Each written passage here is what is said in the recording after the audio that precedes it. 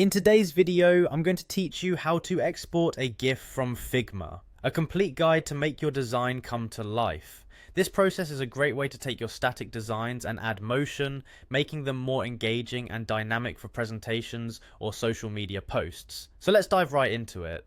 First off, you're going to want to open up Figma, the collaborative interface design tool that we've all come to love. If you aren't already logged in, you'll need to click on the login button. It's straightforward, just enter your credentials and you'll have access to your projects. Once you're in, you'll find yourself at the Figma homepage. Navigate here to get an overview of your recent files and projects. It's like your personalized control center for all things design. Now let's get to the crux of the process. You'll want to click on the design section. This is where you manage and modify the different elements of your project. Here you can refine and perfect your frames before exporting them. Ensure all frames are neatly organized and exactly how you want them animated.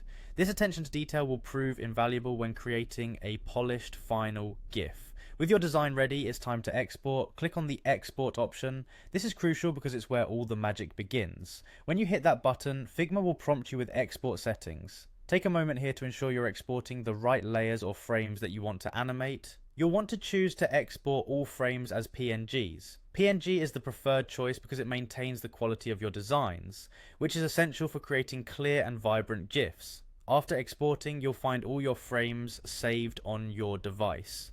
The next step, though not directly in Figma, is vital. You need to use a separate tool or software for creating the GIF since Figma itself doesn't compile them.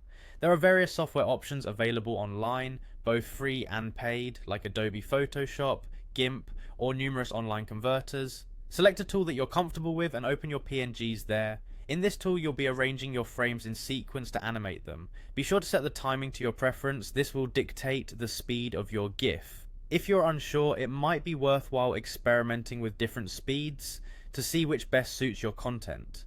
Finally, once you're happy with the animation, export it as a GIF. This step will render your frames and timings into a complete moving image. And there you have it. Your static designs are now a dynamic GIF that can be shared or used wherever you see fit. And that's it for today's guide. You've just learned how to export a GIF from Figma. Thank you for watching, and don't forget to subscribe for more guides to enhance your design skills.